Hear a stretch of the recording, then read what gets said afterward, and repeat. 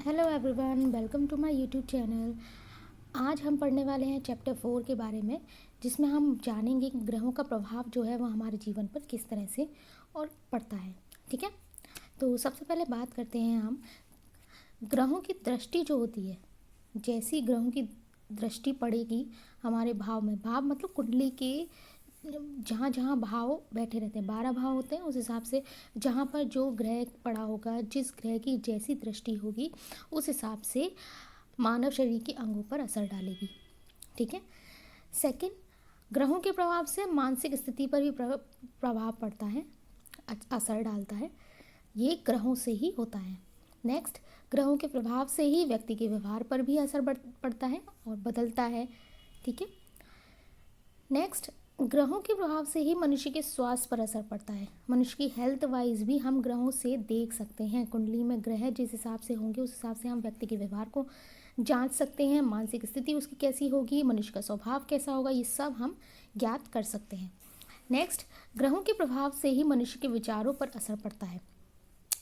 कहने का तात्पर्य यह है कि ग्रह के प्रभाव जैसे होंगे, कुंडली में जिस जगह जैसा ग्रह बैठा होगा उस हिसाब से मनुष्य के विचार बदलते रहते हैं। नेक्स्ट, ग्रहों के प्रभाव से मनुष्य के मनोबल पर भी असर पड़ता है।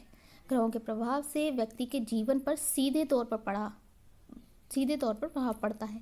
मतलब जैसे जैसे ग्रह होंगे उस हिसाब से डायरेक्ट हमारे रोज़मर्रा की लाइफ में जो प्रभाव आते हैं, जो बदलाव आते हैं, जो उतार चढ़ाव होते हैं, वो सब ग्रहों की स्थिति से ही ज्ञात होती है। अब ग्रहों की स्थिति और दिशा बेहतर होने से व्यक्ति की दिनचर्या सकारात्मक होगी, यानी पॉजिटिव होती जाएगी। और अगर वही ग्रहों की कमज़ोर स्थिति होगी तो वो दोष या परेशानी हो सकती है। जैसे ग्रहों की स्थिति और दिशा बेहतर होने से व्यक्ति की दिनचर्या पर सकारात्मक असर पड़ता है। ठीक है, वहीं यानी पॉजिटिव असर पड़ता है। वहीं अगर कमज़ोर स्थिति होगी तो दोष या परेशानी हो सकती है।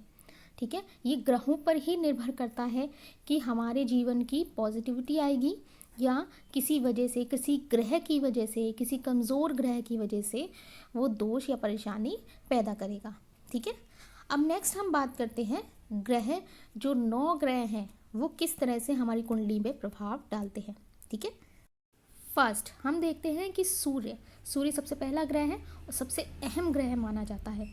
सूर्य ग्रह जो है वो मान सम्मान तय करता है, क्योंकि सूर्य अपने आप में ही तेज प्रकाश इतने पूरी धरती पर रोशनी फैलाने का काम करता है, तो वो सबसे अहम ग्रह माना जाता है, क्योंकि वही धरती को सबसे ज़्यादा रोशनी, प्रकाश, वो कहते हैं ना, ताप, सब कुछ दे रहा है। तो इसलिए सबसे इसी प्रकार से जैसे कुंडली में जो ग्रह रहता है, सूर्य ग्रह जिस जगह रहता है वहाँ मान सम्मान को अहम दिया जाता है, मान सम्मान तय किया जाता है। नेक्स्ट, चंद्रमा जो है वो मन से जुड़ा ग्रह है, शांत स्वभाव को बनाता है, क्योंकि चंद्रमा जो है वो धीरे धीरे करके 15 दिन घटता है, 15 दिन बढ़ता है, तो ऐसी इसकी मनस्थिति रहती है इंसान की। तो चंद्रमा के अकॉर्डिंग ही तो शांत स्वभाव का रहता है, क्योंकि ये अपने आप में ही अचल चल का परिणाम देता है। उसी तरह से नेक्स्ट, मंगल पराक्रम का कारक और धैर्य रखने की क्षमता देता है।